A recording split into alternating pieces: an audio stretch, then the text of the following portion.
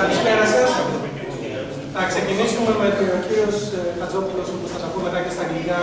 Είναι πτυχιούχος του τμήματός μας, αλλά γίνεται απονομή δευτέρου πτυχίου από τον πρώην πρόεδρο του τμήματος και τον Σπίκερα της Στολής.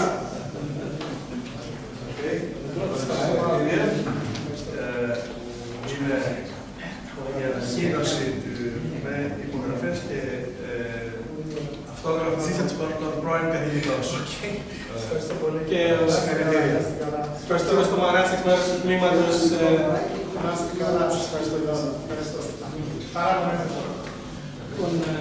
So it is a great pleasure to have with us Manos Chatzopoulos. Manos is a graduate of our university. He entered the university in 2003, and it was a conscious decision, as he says. Even though he could be accepted anywhere else in Greece, he talked with Professor Esvanis, and for some reason, Professor Esvanis admitted to a young high school student that the University of Crete was probably the better place to be. So he followed the advice. He came here. He obtained his undergraduate degree in 2007, and then he had many options to continue his career, his PhD in astrophysics. One was Germany, which he decided not to go, making head professor Dr. Truber not very happy. So he went to the US of A, where he obtained his PhD from the University of Texas at Austin in 2013. And then he was awarded the Enrico Fermi Fellowship, and he went to the University of Chicago, where he spent 3 very productive years.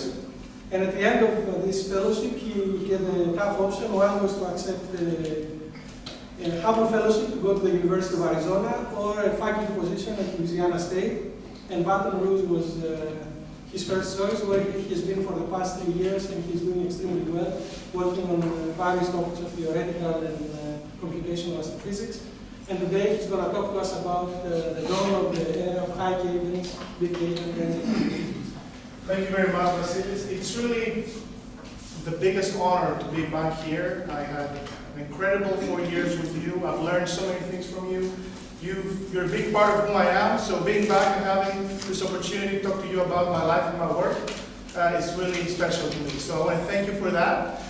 Without further ado, I'm going to start by very quickly acknowledging the collaboration that made a lot of my work possible. There's a lot of resources, there's a lot of money that you need to do research that comes from various sources. There's a lot of people and HR support that run the supercomputer that we need to run a lot of high-end computational astrophysics. And of course, without the right people, including my own supervisor, Craig Wheeler, collaborators like David in Arizona, people at Louisiana State, and collaborators at Los Alamos National Lab, and of course, my student, my first graduate student, Brad Manson. I wouldn't be able to do a lot of the things that I've done in the last few years. But again, I want to take one more opportunity to recognize this university and thank you for the great background that you've given me. Here's an old picture from 2005 of the seminar room here on the second floor. This handsome young man here is Vasilis. There's Paolo in the end.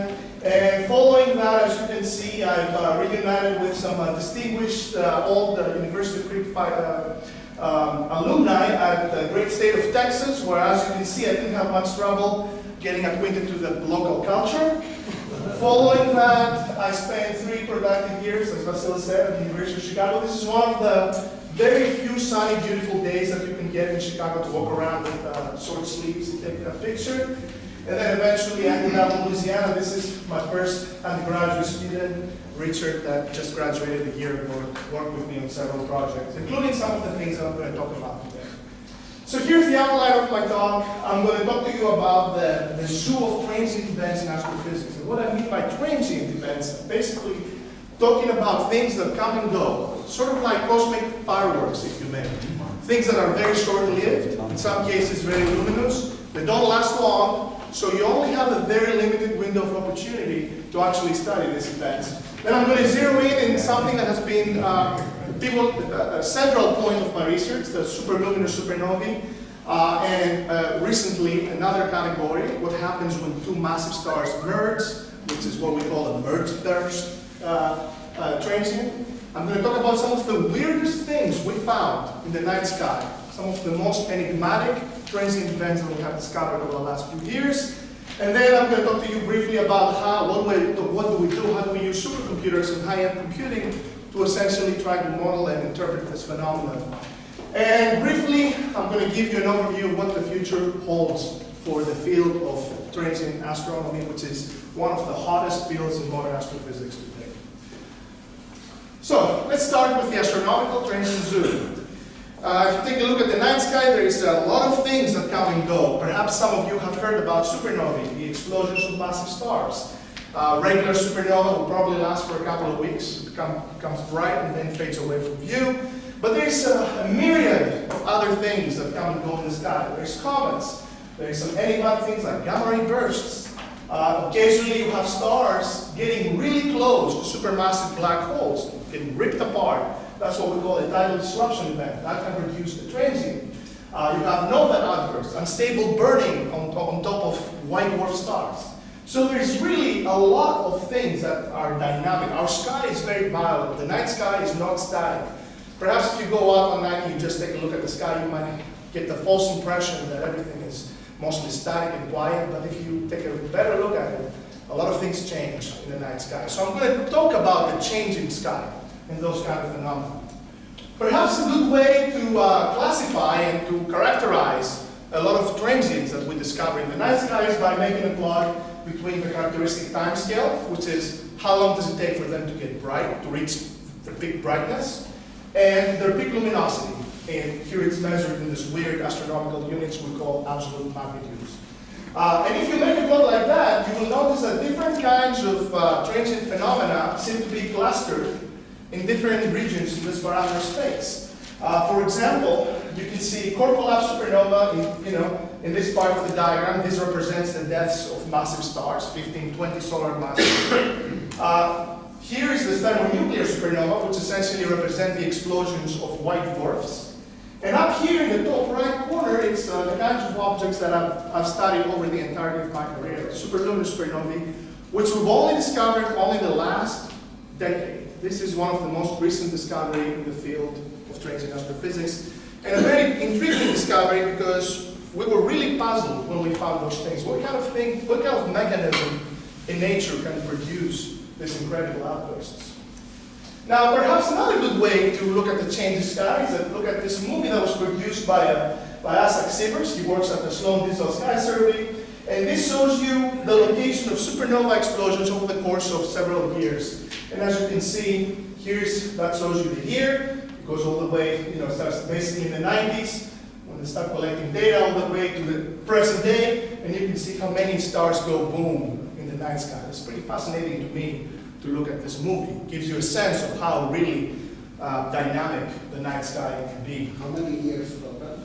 So they have a few historical supernova, 1054, but then if you see, it's since the 1970s, so it's approximately 50 years or so. Yeah. What's the circle? It's just a location, just a target. So I know that the circle at the arc. The arc on the lower The left. arc, yes. the arc that's created here, Yes. I'm not quite sure what that is actually. I'm not quite sure what that is. I've noticed that feature as well. That's really So, anyways, so when you're looking at transient events, there's the astronomers, the observational astronomers, the people that do the real work actually. When they go out and they try to find those events, there's two main things that they see. First of all, they try to figure out how the brightness of this explosion changes as a function of time, which is what I'm showing here. We call this a light curve in astrophysics. The second thing, and I would say the most valuable thing that we can do with observing electromagnetic waves is to basically take a full spectrum of an event at any time instant throughout its evolution. This is called the spectrum, the dependence of intensive radiation on wavelength at each specific epoch. Now, if you were able to take spectra all the way from the beginning of this event all the way down to the last phase, and you integrate each one of these spectrum, you would have what we call a bolometric luminosity, a true measure of the true brightness that comes out from this particular transient event overall, over its entire course. So I'm just introducing you to this notion because I'm going to be using the terms light curve, spectra, bolometric several times throughout my talk. So One of the most intriguing transient events that was discovered only in 2005, so now it's been approximately 14 years since then, is a brand new type of supernova explosion that is more than 100 times brighter than the regular supernovae we have discovered up to that time. We call those superluminous supernovae. So this is actually a Texas story, and my supervisor worked with another graduate student before I got to Texas. His name is Robert Quimby, who built a robotic telescope, a fully automated little robotic telescope that scans the sky looking for new transients. And what made this particular robotic telescope very special was that it didn't focus on galaxies. You know, what do you expect to find supernovae? Typically where there's a lot of stars, and typically that happens in galaxies or clusters of galaxies. So a lot of the past projects, they only focused in particular regions of the sky to discover supernovae. And they were also biased because they only cared about one type of supernova, a type 1a supernova explosions, or explosions of white dwarfs, for a very important reason, nevertheless, which is to constrain the properties of the Hubble expansion of the universe, which led to a Nobel Prize in 2011. But for many years, people ignored what happens in between, in the void, in the rest of the sky. This little telescope, which was called Robotic Optical Transient Search Experiment, or ROTSE, was completely unbiased. It scanned the entire sky looking for new transients, and in 2005 discovered a supernova that radiated more than 100 times the energy of the typical supernova explosion.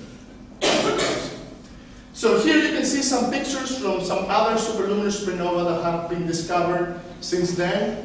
Here is, for example, here's the host galaxy. This is a spiral galaxy of supernova 06Gy. This is one of the most well-studied superluminous supernovae. And here, this bright little spot here is as bright as 100 trillion suns at the time of peak luminosity. So it completely overshines the host galaxy. We're talking about some of the brightest explosions in the universe. And I'm going to go in detail and talk about this one. This was extremely luminous. This is a record holder. This became as bright as 1,000 times approximately as a typical supernova. So we're talking about some beasts of nature. And just to use the terminology that I introduced a couple of slides ago, if you go with your telescopes and you observe those superluminous supernovae, you can take spectra and you can take light curves. And here are some examples of light curves that have been collected for some superluminous supernova events. And if you take a look at those light curves in the top panels here, what you will immediately notice is that those events vary widely in terms of their timescales. For example, this is supernova 06Gy. It took about 70 days for that particular event to reach peak luminosity. But there's other events like 05AB right here, which reached peak luminosity within a matter of a week. So the timescales characterizing the light curves of these events are are all over the map. There's no consistency. Now, if you look at the spectra of superluminous supernovae, then you see that there's two categories that are emerging. You see that in some of these events, you find those really prominent features, those really bright features right here, that correspond to emission lines of hydrogen, indicating that there is hydrogen involved in the supernova. But in the vast majority of superluminous supernovae, you do not see those lines. So of course, we have a name. We call these events hydrogen-rich or superluminous type 2 events, and we call these events hydrogen-poor. Yes, sir? How do they compare with standard supernova? Well, at peak luminosity, they're at least 10 times as bright. No, I'm talking in terms of these diagrams. In terms of the spectrum? Yeah, actually, I do have a plot about this later on, so that should better illustrate that. Now, if you take, so far we've discovered, actually, those are very rare events. So far, we've only discovered 130 superluminous, identified 130 superluminous supernovae. But a big chunk of my talk is talking about the future and about the upcoming transient search surveys that will actually lead to an explosion of discoveries of all kinds of weird transients, including this superluminous supernova. But even if you take the 130 events that we found, and you try to figure out how many of those things are hydrogen-rich, and how many are hydrogen-poor, you see that the vast majority of superluminous events, 2/3 approximately, are hydrogen-poor. And then the other thing you can study is their host environment. You know, these things probably take place in some host galaxy. So we can actually go back and observe the host galaxy and figure out whether it's a regular galaxy, whether it's something similar to the Milky Way, or something completely different. It turns out if you do the measurements, you almost systematically find that the host environments, the host galaxies for these events, are typically dwarf, low metallicity, subsolar, low metallicity galaxies. So here are the properties of these host environments for those that understand the astrophysics nomenclature. But perhaps one of the most staggering facts about superluminous supernovae, again, I want to emphasize on that, is the lack of homogeneity. If you look at superluminous supernovae, their peak luminosities, their time scales, their shapes, the shapes of the light curves, the chemical properties, their spectra, they're all over the map. There is no uniformity. If you look at different kinds of supernova, like type 1a supernova, they're quite uniform in terms of their properties. Superluminous supernovae are completely diverse. And that creates a problem, because if you're a theorist like myself and you want to understand the mechanisms that give rise to this incredible diversity, then you have basically two options. A, you must have a lot of mechanisms operating at the same time, producing different events. Or B, you have a dominant mechanism that produces superluminous supernovae, but that dominant mechanism involves a lot of parameters. So you can basically make everything you want. But that's a problem. So what is going on? As soon as we found those things, our heads start turning. This is when I basically started my career as a graduate student with Craig Wheeler at the University of Texas, who is one of the leading supernova experts in the world. So it was the right time for me to get into the field and try to understand and model this kind of phenomenon. So let's go to the question of what, how. How do you create these incredible events? The first idea is that perhaps you have a really extreme star. And what I mean by that, imagine a star that's 200 times. Those stars exist, but they're extremely rare. There may be maybe 5 or 10 in our Milky Way galaxy. But imagine if you have a 100, 200 solar mass star. It's pretty big. Throughout its evolution, it's going to live a very short time, because massive stars that have really high gravity, that have really high temperature in the core, so they are consuming their fuel via nuclear reactions at a really rapid pace. So massive stars live much shorter than lower mass stars. So if you have a 200 solar mass star, it's going to evolve, it's going to run out of hydrogen in the core. Hydrogen is always the first fuel that a star is burning. Maybe it's going to run out of helium.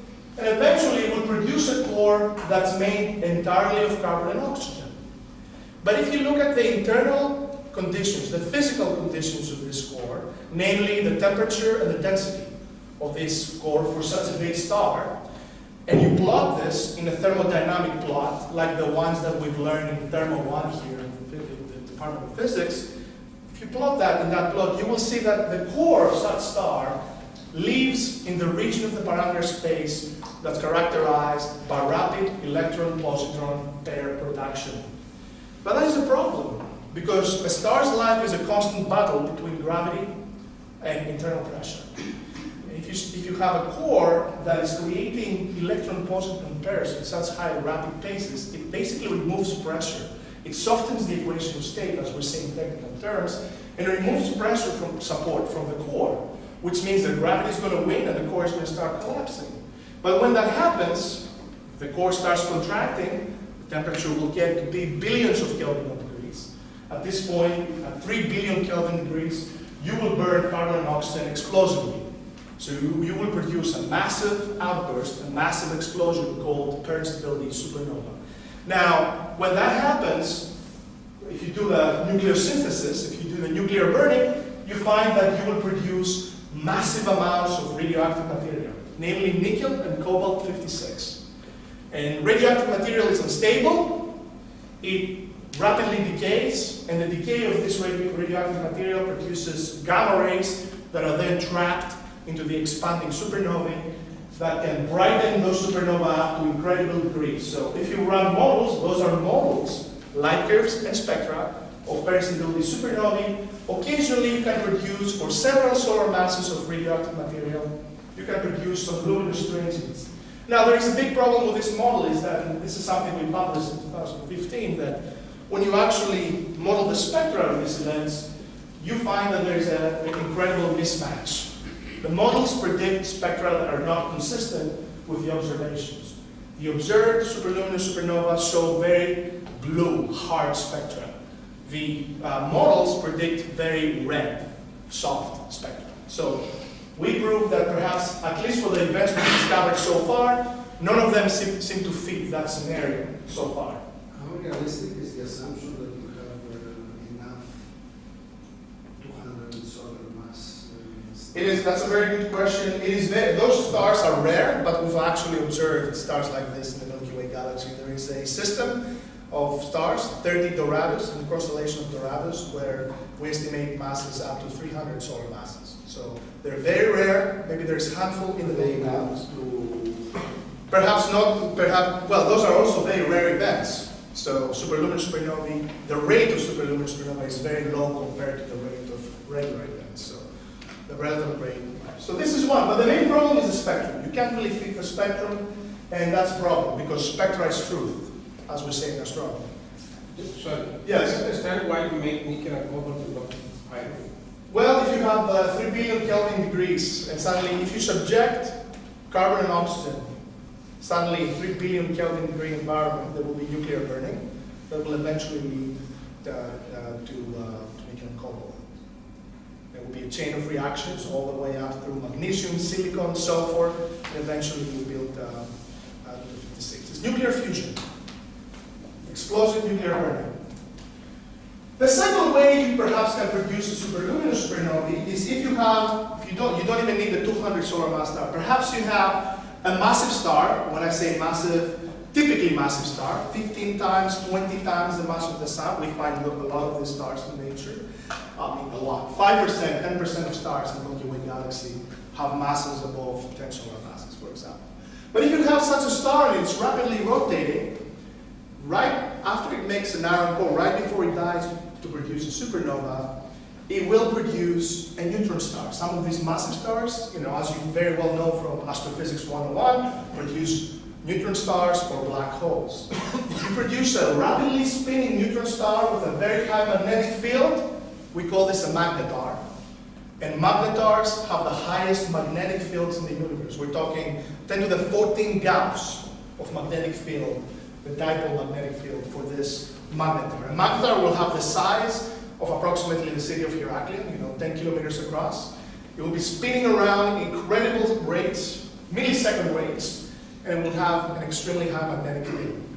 But again, from physics 101, you know that if you have such a dipole system, you will have Larmor emission, and your magnetar will immediately start spinning down.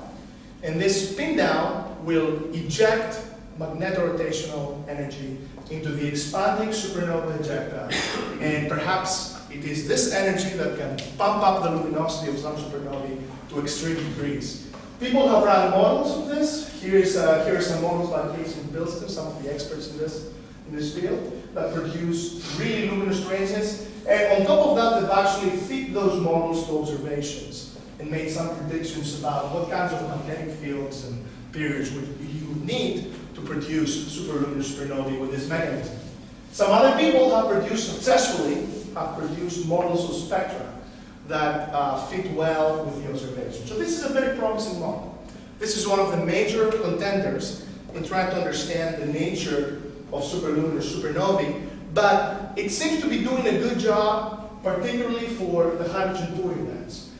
When we have hydrogen-rich events, when we have hydrogen features in the spectra, it doesn't really do the job. It doesn't produce the spectroscopic features that you expect. But it does a great job for 2/3 superluminous supernovae, which is hydrogen-poor. Quantitatively, what's the difference when you say hydrogen rich versus hydrogen poor? Well, the only defining property that Well, 2/3 of these events are hydrogen poor, meaning that you do not see hydrogen lines in the spectra. That's the definition. So the idea is whether hydrogen is present or not in the spectrum. In the spectrum, right? That's a defining property. Like now, actually, the question is very good because even if you do have hydrogen in the event, it is possible occasionally to hide those lines, but sometimes unlikely. I'm going to talk about this in the following slide.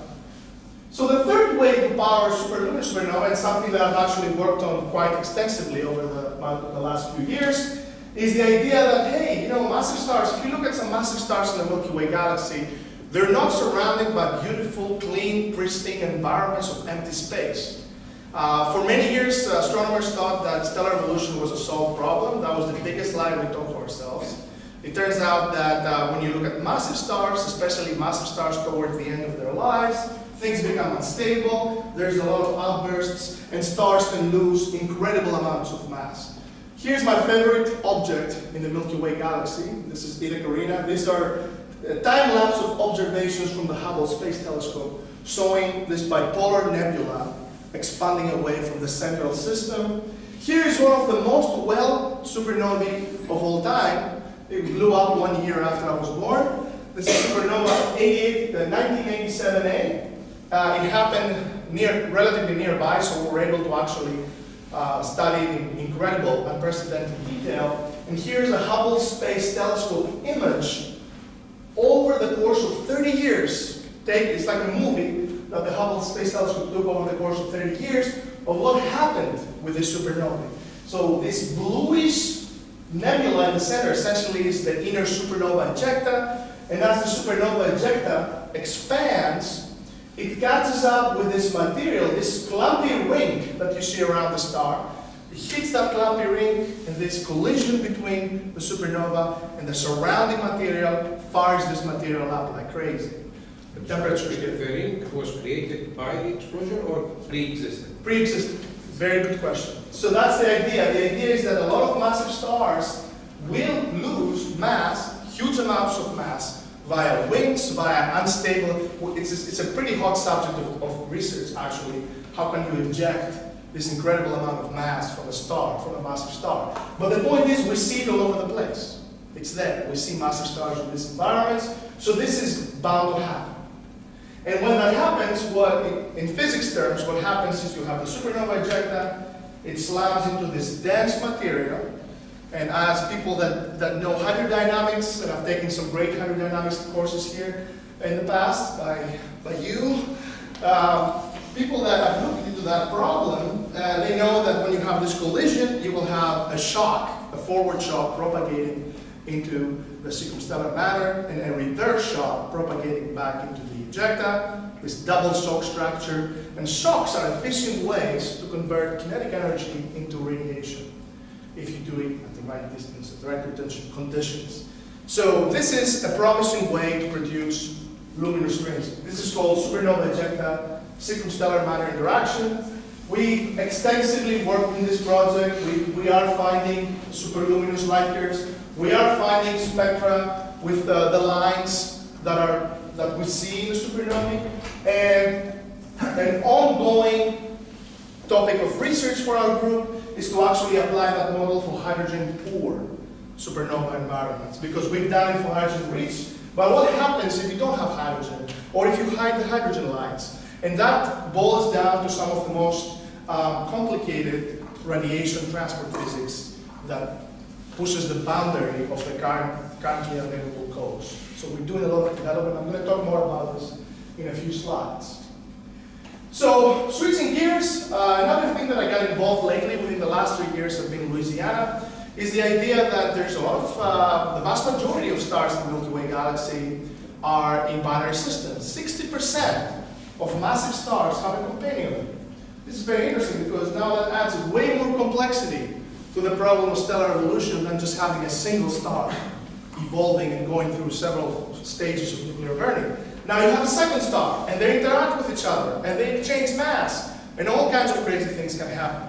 But perhaps the craziest thing that can happen, and it is estimated that 1/3 of these systems will do that is for the stars to lose angular momentum and merge.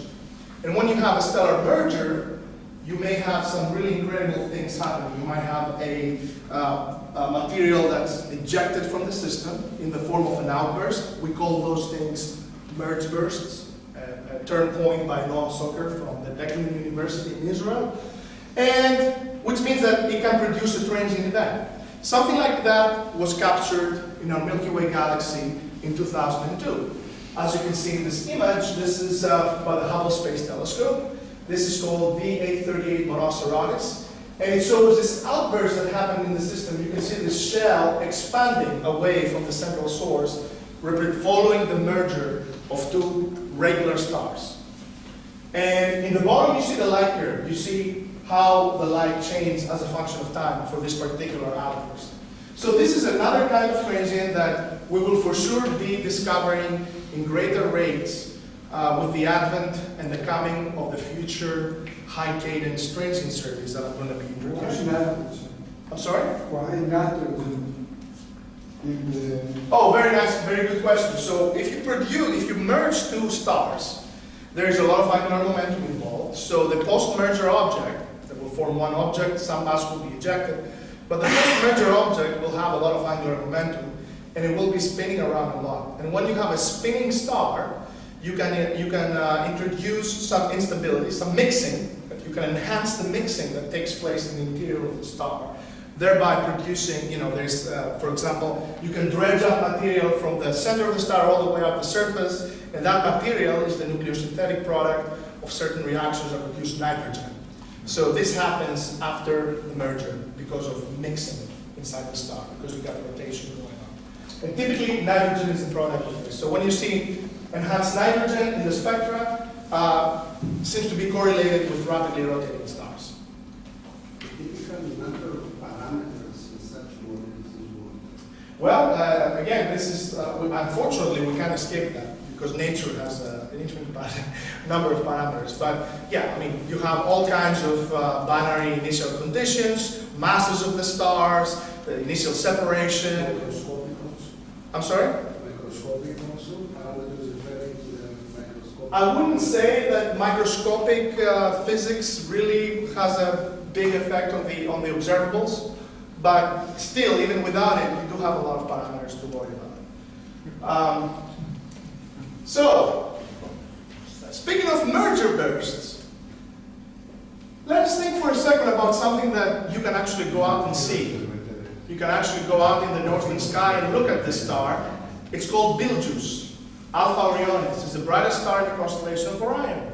And this is one of the few stars in our galactic neighborhood that you can actually resolve. You can take a picture. Most stars are like point sources in a telescope. But for Betelgeuse, because it's relatively nearby, and it's pretty big, it's 10 to the 14 centimeter across. It's a pretty big star. You can actually take a picture of it with special interferometry techniques. And if you take a picture of Betelgeuse, then guess what? You can put a slit here, and a slit here, and a slit here, and take spectra along different parts of the surface of the star. But if you do that, you can measure the spin, the rotation rate of Betelgeuse. Now let's talk about physics 101. When you have a star, the size of the sun in radius, and that star becomes 100 times bigger, what happens to its rotation rate? Conservation of angular momentum, the typical example of the ice skater, right? It goes down. In fact, most supergiant stars have very low, unmeasurably low rotation rates. But if you look at Betelgeuse, it has more than 10 times higher rotation than a typical supergiant star. So that's a mystery. What makes Betelgeuse spin that fast? You would expect that because of angular momentum conservation criteria, the spin of Betelgeuse would be very low. So one idea that we're working on, and we submitted a paper to the ABJ, is that perhaps in the past Betelgeuse had a little companion. Betelgeuse is pretty big, it's almost 20 solar masses, but perhaps in the past it merged with a small companion, and we've run this three-dimensional simulation here. So this is the 1 solar mass companion, this is a 15 solar mass star, and as the 1 solar mass star plunges into the 15 solar mass star, the velocity profile, which you see on the left, is affected and it deposits angular momentum in the process. It's like stirring a cup of coffee. And that can actually reproduce the rotation rates that we see for BDUs. So this is another example where our work has utilized high-performance computing to study mergers and mergers phenomena. Well, you can. I mean, you can do the same thing with 15 plus 2 solar masses. But the idea is that you can actually produce the level of rotation that you see with a merger. Merger is a viable way to enhance rotation in supergiants. Now, if you look at this wealth of data that we find when we do transient astrophysics, lately we found some extremely weird things, the weirdos, the misfits, as I like to call them. And I just very briefly want to show you 2 of the weirdest transient events that have been discovered over the last 5 years. First of all is this event that's called Assassin 15L8. Assassin is a survey. It's not about killing people. And some people call it Supernova 2015L. And this is Assassin, that's going back to your question about how those bright things compare to regular supernovae. And this is the light curve of this object compared to the light curves of other superlunar supernovae and regular supernovae down there. And this thing is a monster. 1,000 times brighter and peak luminosity than everything we've ever seen. What kind of star will produce 10 to the 52 ergs of energy within a period of 4 months? On top of this, it wasn't just one bright phase that this event went through. As a matter of fact, you cannot see it in this diagram because it's not going far enough in the time direction. You had a second bump that was almost equally as bright. So this is an extremely challenging event. We can't really fit this with most. You have to push the limits of all the 3 models that I described earlier to understand what's going on there. One alternative scenario that has been suggested by a fellow Greek, George Loudis, in 2016, is that perhaps you actually had a massive star that was totally destroyed, totally disrupted by a supermassive black hole in another galaxy. And if you run those models, you can get really high luminosity coming out of this process. Now, of course, you will have to have the exact parameters to do this. One thing that gives support to this theory is that the location of this supernova is coincident with the center of the host galaxy. So that is perhaps support that maybe something like that could happen. So it's still an open question, however. That's why it has 2 names. Some people call it a supernovae. Some people just use the original discovery notation. We don't know. Yes? Would it be possible that you started with a star merger and then after that there was another, I don't know, sizable star nearby was also merged?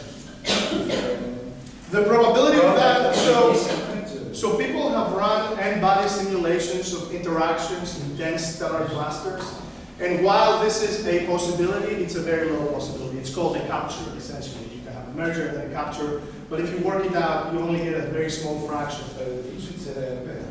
I'm sorry? By definition, it's a rare event. That's true. Well, but that still wouldn't really explain the incredible luminosities.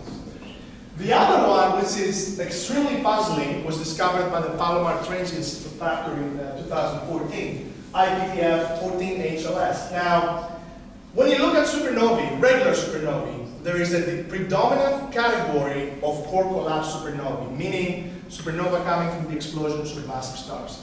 And this is what we call a type 2P supernova. The reason we call it a type 2P supernova is because it has a very characteristic plateau phase where the luminosity stays constant for about 100 days and then it drops down. Those are very common events and they have a very uniform spectrum. You see pretty much the same things if you look at type 2P supernovae. Now, this event here has spectra that look identical to the ordinary type 2P supernova. However, this phase of plateau, if you can call this a plateau, by the way, lasted 5 times longer, 550 days. So for more than a year, you had this really bright thing going on, and it was going up and down. It was changing like crazy. And throughout those phases, throughout those changes, the spectra did not change at all. So obviously that was a problem. Why you would expect the features, the velocities that correspond to the spectral features to change during those undulations, but they didn't change at all. So we don't really understand what that is yet. The suggestion is that perhaps what you have there is a star that formed, a massive star that formed a black hole. Part of the star was ejected, and then part of the star fell back into the black hole. And this fallback accretion into the black hole provided, which is very variable by nature, provided this kind of behavior. But we don't really know what this is. This is a classic misfit. Now, given those discoveries over the last 15 years, of course, we would never be able to understand the nature of these events without the help of high-performance computing. Because behind the beautiful set of equations that you need to understand the hydrodynamics, the radiation transport, stellar evolution of these models, they're so complicated and so coupled that you can't really do it in a piece of paper. So what we do is computational astrophysics. I joke about it. I call myself a software engineer sometimes because I spend a lot of time developing code. I spend 9% of my time developing code and running code. So I want to talk a little bit about supercomputer modeling of superluminous and peculiar transient phenomena. To summarize, I like this figure here because it puts everything in context. Where do you start and what are you trying to achieve? We need a star. We need initial conditions, which means that we need the model of a star. To get the model of a star, you need to evolve a star in your computer, and you can do it by a stellar evolution code. There is codes that solve the equations of stellar structure, that basically you can evolve a model of the sun, for example, in your computer. This is your initial conditions. Now, one problem with this is that you are limited by computation, is that you have to assume spherical symmetry for your star. You have to assume a spherically symmetric one-dimensional model for your star, because nobody can do stellar evolution in 3D yet. We don't have the computers to do that. So you start by initial conditions that are approximate, yet they are the best. This is the best you can do with the current state-of-the-art models, computers that we have. So you start with a code that will provide you with models of stars before they blow up, or models of binary systems before they merge. And then once you have those models, you feed them, depending on what you want to do, you feed those models in different codes that can do more physics, high-performance computing facilities. For example, if you want to study supernova explosions, you need a hydrodynamics code that solves the equations of hydrodynamics, perhaps even magnetohydrodynamics, and produces a model. This is this step right here, explosive hydrodynamics. And for this component, you can use several codes, millions of lines of code, millions of hours of CPU time in the largest supercomputers in the United States. I'm using the Flash code for those kind of simulations. If you're studying mergers, if you're studying two stars coming together, then you have to feed those models from a binary evolution model. You have to feed it to another code. We call it octotiger. The mass code of Louisiana State University is a tiger. We like to name everything after our tiger. So we call this an octotiger. It's again a hydrodynamics code that essentially takes those two stars and dynamically models the way they merge. Kind of like the movie I showed you earlier with Beetlejuice.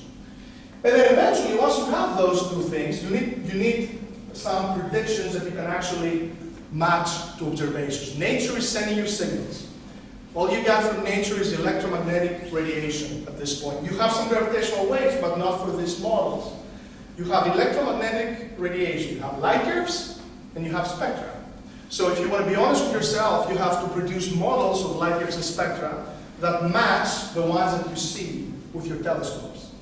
To do this, actually, we have a local expert. Professor Kilafis here has made incredible contributions in this, and actually took his course. I've learned radiation transport from Nick. You have to actually model the transport of radiation through stellar matter and predict how bright, as a function of time, a supernova gets, and then see whether your model agrees with the observations or not.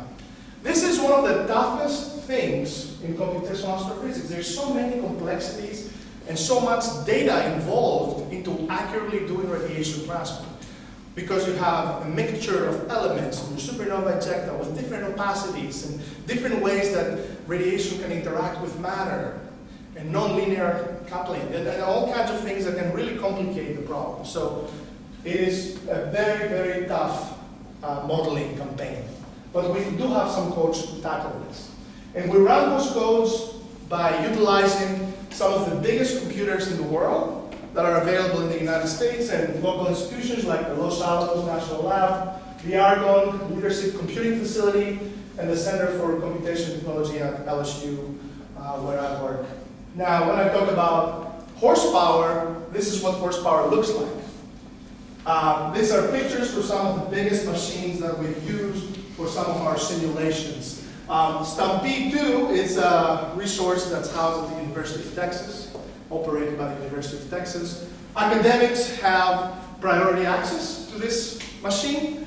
There's a lot of machines that are much more powerful where academics do not have access, but the military does have access for obvious reasons.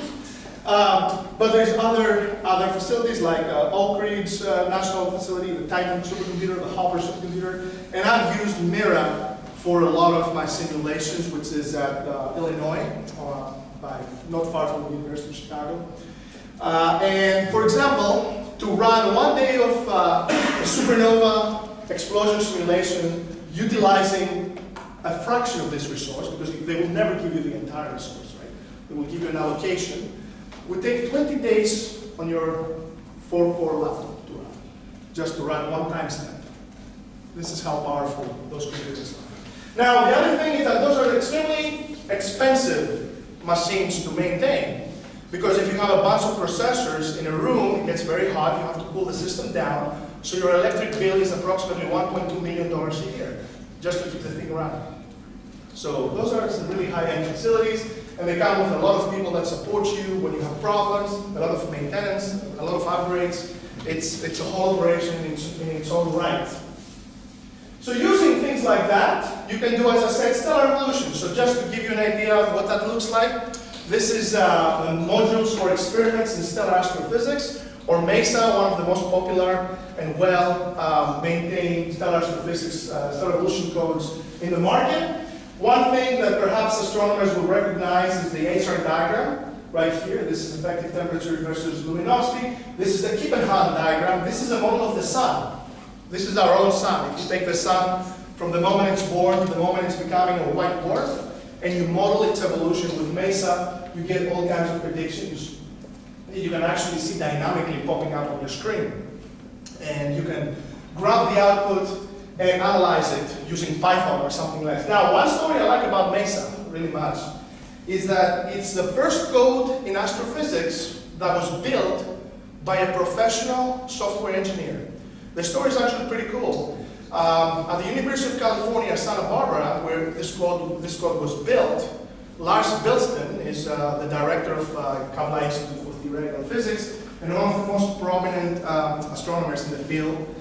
He was teaching this class of stellar evolution, and a retired software engineer from Silicon Valley by the name of Bill Paxton decided, hey, I have nothing to do with my life, I'm just going to go and take some stellar evolution courses.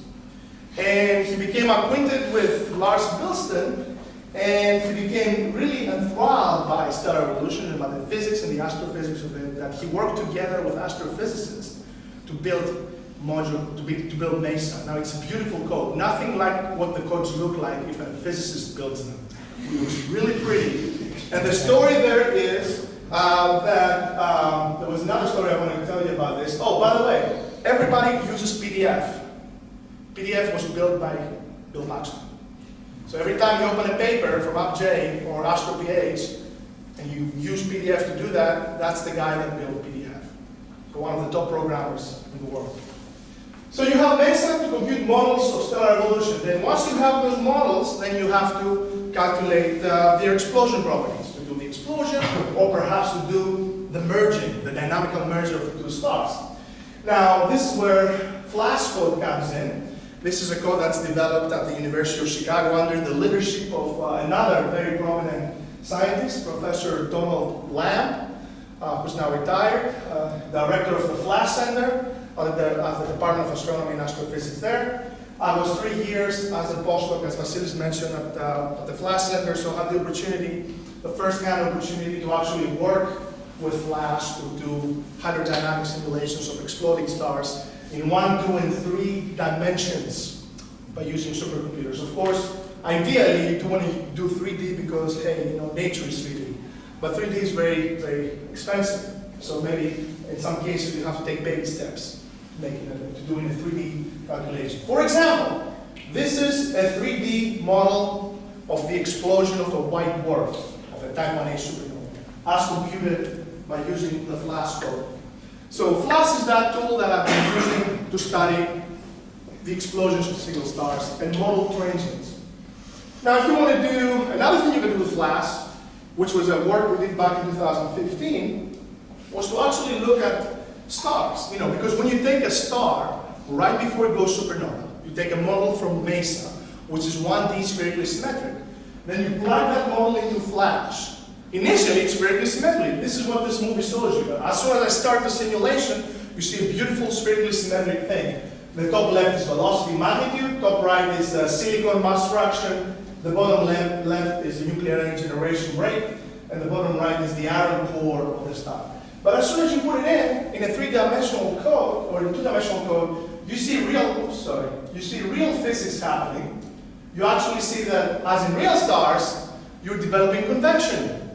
Real stars are convective. They have those chaotic, turbulent motions that can cause mixing between different layers of the star. This cyclonic motions here that you can only capture if you do the problem in 3D, but it turns out, or in 2D. But it turns out, if you do that, then that changes the whole idea that we've lived with for a long time, that stars are this beautiful one-dimensional spherical cows.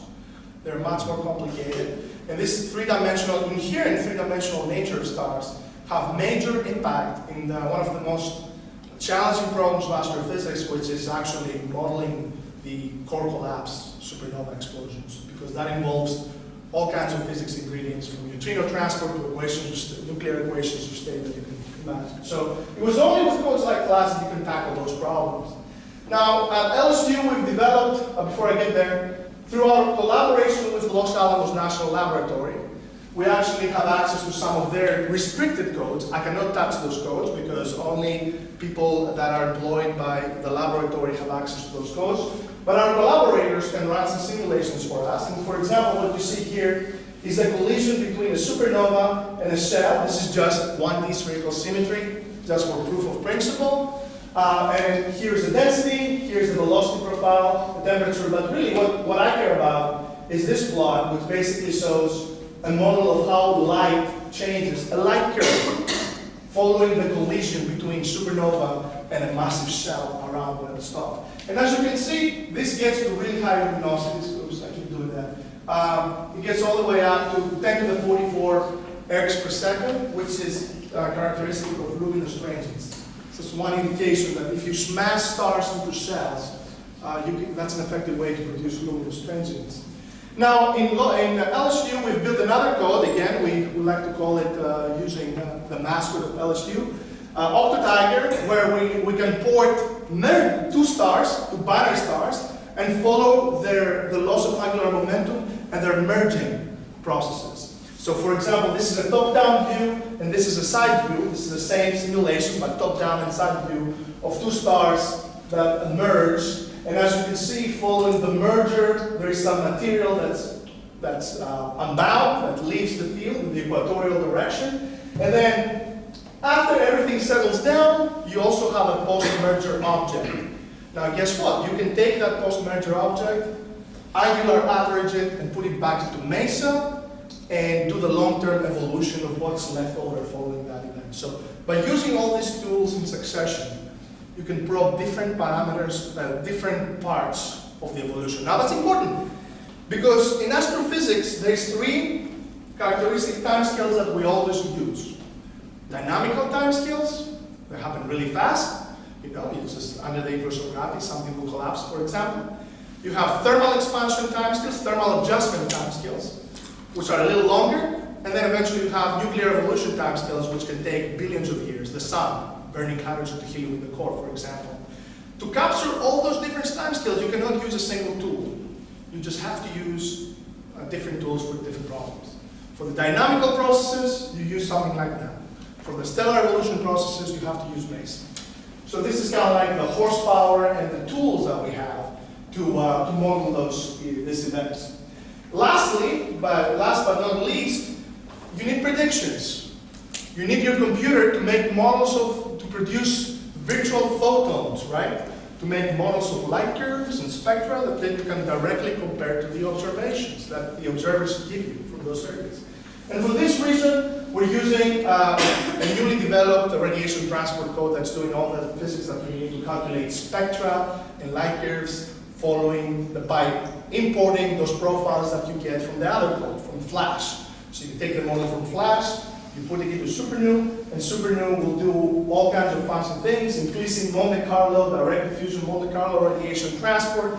You can do it in 3D geometry, homologous expansion, local thermal equilibrium. It's got some really fancy ways to handle the large data that you have in capacities. I'm not going to go into the detail. But the point is, this is luckily a tool that was developed by Los Alamos and by close collaborators of ours. So we're very fortunate to have access to this cutting-edge tool to produce models. Now, if you run SuperNu, you will get something that looks like this. This is a model spectrum. Earlier, I showed you spectra that have been observed for superluminous supernovae. This is what model spectra look like. And you can plot them together with observations and see whether you're doing the right thing or your model is not correct. The nice thing about SuperNu is it can do the job in three-dimensional geometry, which means that you can calculate spectra as a function of viewing angle. Because if you go back, for example, at this simulation right here, you will see a different thing if you're looking at the merger edge on than if you, I don't know why that movie is not playing, a different thing if you're looking at the merger face on. So if you have a tool that can calculate spectra as a function of viewing angle, which is what SuperNu can do, then you can calculate light curves and spectra as a function of viewing angle and see whether that explains, like vintage point explains the diversity of some transients. So what is the future? What the future holds for big data and transient astrophysics in general?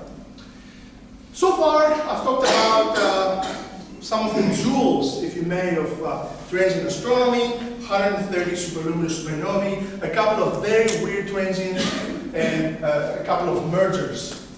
But it turns out that even for the sample of 130 events that we have, we only have a handful of events that we followed up all the way from the time of the explosion. There is a reason for that, and the reason is technological limitation. Those things go off in the sky, and if you don't catch them as soon as they happen, you might catch them a few days later while they're still on the way up. But if you don't catch them as soon as they happen, you have a hard time accurately characterizing their properties. You wouldn't be able, this is one example. So the open circles here is a light curve of a supernova. As you can see, there is the peak luminosity, and you only have like 1 or 2 data points before peak. You can't really constrain the exact explosion time for this event. But if you can't constrain the explosion time of this event, if you don't have a high resolution light curve, if you may, a high cadence light curve, then your models are going to be very uncertain for this particular supernova. So the big challenge in transient astrophysics for many years is how do you find things as soon as they blow up? Not 2 days, 3, 4, 5 days later, as soon as they blow up. And that's where automation comes in.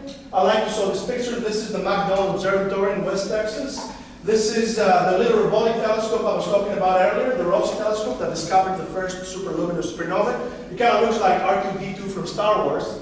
But if you look at it inside, you can see in real time how it slews around the sky, taking pictures. This is an incredible feat of engineering.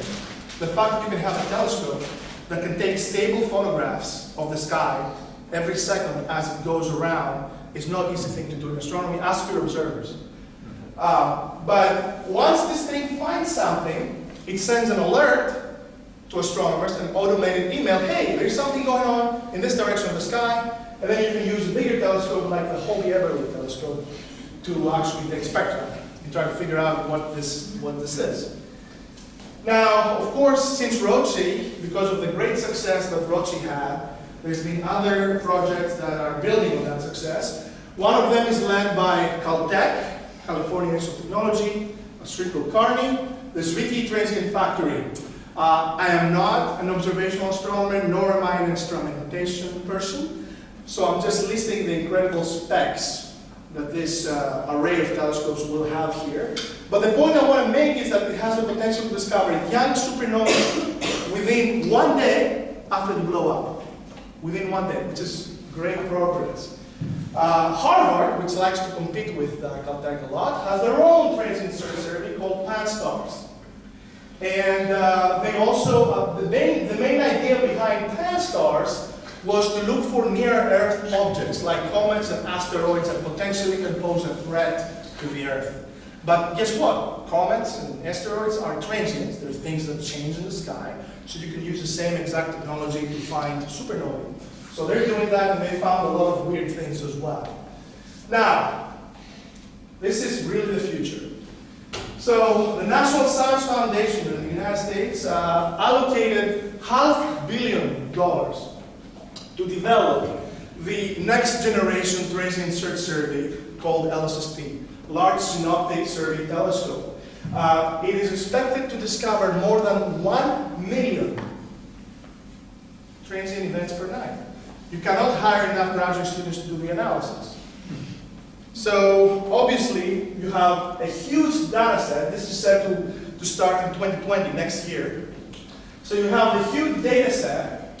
You will have to use machine learning, artificial intelligence, to be able to figure out the needle in the haystack, to find and characterize the supernova. This is where the era of big data, big data astronomy, will really take off.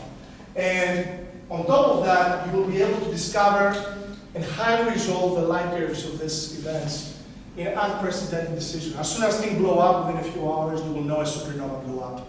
So you'll be able to have really high quality constraints on the evolution of these events with LSST. Now, as I said, LSST will give you more than 20 terabytes of data per night. Try to do the math to see how many hard disks you need to fill out those data every night. So throughout this massive data set, you'll have to be looking for the needle in the haystack. There's an American joke that I like to say here, if you have this problem of trying to find the needle in the haystack, you just burn the haystack. But unfortunately, we cannot do that right now. What we can do in this particular case, we don't want to burn our hard disks, is to build algorithms like neural networks. I know Dr. Athanasiou taught a course on neural networks all his life. Linear regression algorithms, clustering algorithms that will help us automatically classify new transient phenomena. For example, what I'm showing you here is by your naked eye, if you just look at this image initially when this video starts, you can see there's 3 clusters of data. Because your brain is trained to figure out those patterns. Turns out you can actually do an analysis, a machine learning analysis called clustering, to uniquely identify and define those clusters of data. And if you remember when I started my talk, I showed you this plot that was showing you time scale as a function of luminosity for all kinds of transients, and they were clustered in different parts of the parameter space. But when you have 1 million data points coming through every night, that's your best bet to do it. You'll not be able to look at it and say something. Plus, it will be a more multidimensional parameter space. You won't be able to visualize. Okay, for example, we've actually used machine learning at LSU with my undergraduate student, Richard Tominello, to figure out whether just by looking at the properties of light curves, because spectra are hard, taking spectra is much more time-consuming. It's difficult. You have to compete with other astronomers that want to use the telescope. There's no way you can take spectra all the way from the first light down to the end of the event. So if you could do something with light curves alone to characterize the models, the power input mechanisms of superluminous supernovae, then perhaps you can use some machine learning techniques to do that by looking at the shape of the light curve, how symmetric it is, because different shape properties correspond to different predictions made by the models. So if you create a huge ensemble of models for all 3 mechanisms that I described earlier in my talk, and produce millions of model light curves, you can uniquely identify which light curves belong to which model by measuring certain parameters and then building a clustering algorithm to classify those parameters. is a project we just published a few months ago at the Astrophysics Journal where we did something like that. Now, of course, I can't conclude this talk without mentioning the other big revolution in astronomy that's happening right now. Actually, it started in 2015, 100 years after Albert Einstein's general theory of relativity was published. The whole era of multi-messenger astronomy is here. Now we have a new way to look at the universe beyond the electromagnetic spectrum. We can actually look at ripples in space and time. We have built instruments. One of them is in Louisiana, just an hour drive to Livingston, Paris. LIGO, Laser Interferometer Gravitational Observatory. There's actually two LIGO observatories, one in Louisiana and one in Hanford, state of Washington. But we take pride in discovering the first gravitational wave, I don't know, 1 nanosecond before Hartford did. So it really is a Louisiana discovery. And here is the very well-known gravitational wave pattern from the merger of two 30 solar mass black holes that was published and announced in 2015. The nice thing about being at LSU, I have inside information whenever they find new gravitational waves. So by now we actually have many more, including a pair of, I think, 60 solar mass black holes. So by doing this kind of study, we perhaps can learn something about the growth of black holes, the distribution of black hole masses in the universe, among other things. We also found the first neutron star merger, two neutron stars merging together, which was really the trigger to the new era of multi-messenger astronomy, because it was the first time we observed the same event, both in terms of gravitational waves and in terms of electromagnetic radiation. So that really opened up a whole new era in astrophysics. So actually there's a couple of people at LSU that have this tattooed in their shoulder. They're so excited about this stuff. I'm not kidding. Of course, as things become more and more complicated, and if you want to do all these challenging problems, radiation transport, three-dimensional modeling, you have to have bigger and bigger computers to be able to tackle the most challenging problems. And luckily, there's a lot of work by IBM, for example, by Intel, in building the next generation processing power. By that I mean building, instead of the traditional CPU units that we all know and love, now there is a move towards GPU, graphical power units. The difference is that while CPUs are comprised of a handful of cores, computing cores optimized for linear tasks, GPUs are comprised of many cores optimized for parallel computing. So they're much more efficient and much more energy conserving in doing high performance computing. And over time, the idea is by 2030 to get to what we call the era of exascale computing. And by exascale, I mean, we measure computing power, computing efficiency with flops, float operation per second. So that's 10 to the 18 flops. That's a lot. Will revolutionize the way we do supercomputer modeling in astrophysics and other fields. And I also want to mention that I want to congratulate you on the incredible feat of getting the Institute of Astronomy here at the University of Crete. I know there is interest on transient astronomy and time domain astronomy, which is very similar to the things that I'm doing in Louisiana. So there's definitely lots of room for collaboration. There's definitely lots of room for working together, perhaps with some other projects like the Las Cumbres Observatory in Santa Barbara to install an automated robotic telescope at Skinnacus. I've been contacted. I had a conversation about potentially doing something like that with one of these people. But you also have some local experts that have performed and have worked on things that are definitely aligned with transient astrophysics, at least in the area of modeling. So, congrats again, this is incredible. And I will conclude by summarizing the big picture. The last decade has been revolutionary for time domain astrophysics. The introduction of automation, machine learning, big data astronomy, big data methods actually led to the discovery of some incredible, unprecedented transient events. Most luminous supernova you ever found, some really extremely weird transients that we don't really understand, the merger, events coming from the mergers of stars. So we are living the moment, the era of multi-messenger, and big data astronomy is here. It's starting in 2020. It's really going to take off, like a SpaceX satellite, with the introduction of LSST. And on top of that, the parallel developments in computing and efficient algorithms and high-performance computing methods will aid our understanding, modeling, and analysis of these events. And to understand, as I say here, the cosmic Broadway show. The future of transient and big data astronomy is literally bright. Thank you very much for your attention.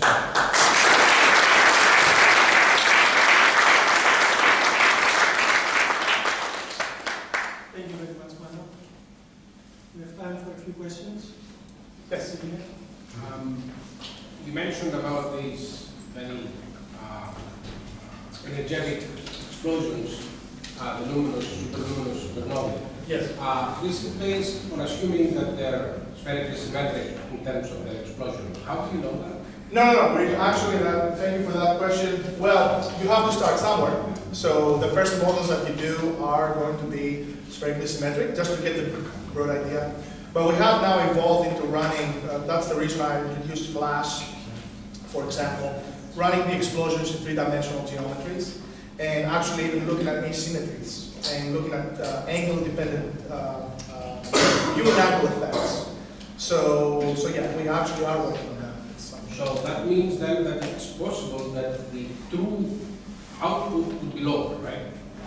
I'm sorry, the what? If they are asymmetric and they happen quite a few, what you assume that is their total output is overestimated. It's going to be different. Now, thank you for bringing this up, because actually one idea that we are starting to work on with Los Alamos was to see if there's a way to unify superluminous 1 and superluminous 2 models by looking at circumstantial interaction. For example, if you remember the video I showed you of supernova 987A, you have this collision. This is data, right, from HST. You have this collision of the supernova ejecta with this clumping ring, this asymmetric clumping ring.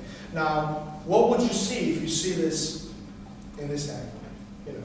So the idea is perhaps you have asymmetric collisions with cells, because most of the cells around massive stars that we find are not spherically symmetric, of course. And the viewing angle really is what makes the difference between different types of transient events. So that's another, that goes back to your question about the incredible number of parameters that you have to play with. But you can't escape it. This is what nature is doing. So the idea is to fit individual interesting objects. Yes. Oh, sorry. Nick, Okay, for the superluminous supernovae, the assumption is, and it's logical, it's reasonable, is that you have a magnetar. Okay. The party line for magnetars says that the magnetic field, the superstar magnetic field, 10 to the 14, 10 to the 15 Gauss, is in the dipole field. Correct. How important is that? To have, what if you have a dipole magnetic field which is normal, like 10 to the 12 Gauss, and you have the strong magnetic field in multiples? Very good question. So one thing I can tell you off the bat is that you don't necessarily always need the super strong magnetic field within the magnetar model. You can go as far down as perhaps 10 to the 13 Gauss. Okay. If you tune in the time, the spin down time scale, which is the other parameter that affects the energy output. Now, in terms of adding more poles into the expansion, yes, Lars Bilston and Dan Casey have done models like that. They have second order effects into the atomic luminosity. So people have looked into that. Sorry. Yeah. You had some thinking about the difference in dimensions, and you showed some cases in which, when you did the three-dimensional analysis, the two-dimensional one was way different than the third. Did I understand this correctly? Very, very correctly, yes. Well, They are then very different. why, since you know that we're in three dimensions, why do you trust anything single or two-dimensional? Well, again, this comes down to our limitation. You know, 3D simulations are extremely expensive. So you're lucky if you can get a supercomputer facility to let you do 3 or 4. And if you screw up, you know, you're done. So you want to take baby steps. For example, if you want to look at asymmetry, obviously you can't do it in 1D spherical symmetry, right? So the next logical step is to do a 2D model, just to kind of see whether, for example, have a disk, two-dimensional disk around the star, and see whether that makes a difference depending on the viewing angle. Now that's not correct, as you say, that's not absolutely correct, but it does give you an idea of what the viewing angle effects are. But you need to take baby steps because you only have limited time allocated for the expensive simulations, and if you don't make sure that at least you can do the wrong, simpler models correctly, you got nothing. So. But if the difference between the set two-dimensional and a three-dimensional answer is, say, 50%. It's not going to be 50%. That's what I saw in that thing you had from Chicago. You had I don't think, let's see. Maybe I'm wrong. You had That? no, the one on the left, that's a three-dimensional. That one? Yeah, that. All of those are Yeah, if I did this two-dimensional, it would be very different. correct. Then why do But the energetics, which is really what gives rise to the output light curve, will be the same. I agree with you. It won't be perfectly realistic. But again, you have to kind of get a sense of what is the easy problem, tackling the easy problem before you get to the full-scale problem. Is it possible that you won't be able to fit with the normal physics, the non-fundamental physics, the parameters in order to reproduce all these events that you are presenting here? I cannot answer that question because there hasn't been a thorough study of the parameter space yet. That's part of what we're doing right now. Expectation? Yeah, the expectation is that you will be able, actually we've managed to fit a lot of these objects with those three models that I described. But of course there's the misfits, which I mentioned, which we have no idea what's going on. So that's where we're pushing the limit and looking at unexplored areas of the parameter space, which might hold the answer. Including what you brought up earlier, like maybe you do have hydrogen and you don't see it. So, but nobody has really modeled that accurately. What are the conditions under which you can actually effectively hide the hydrogen lines from the spectrum, even if hydrogen is there? So things are under development right now. It's a very chaotic. There's one last question here from Manos. Yes. So whenever you have a problem that has many parameters You can fit that and in. lots of generics, the thing to do is increase the number of observables.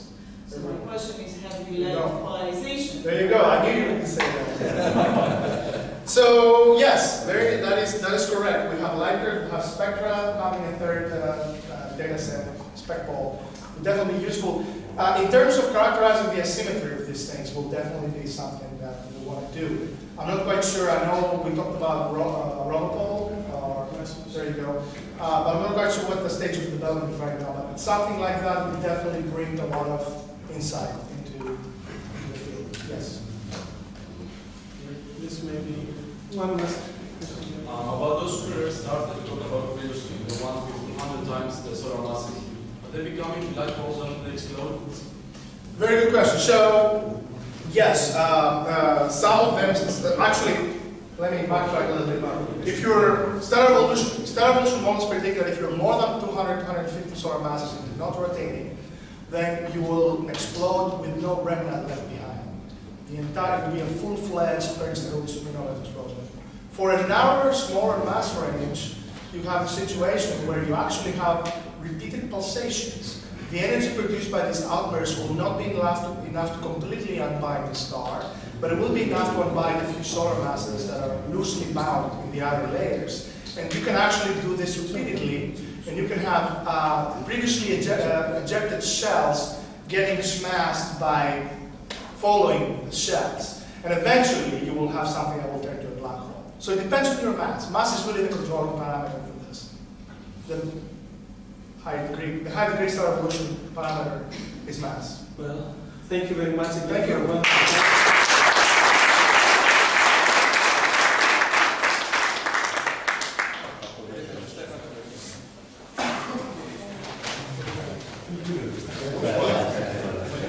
you.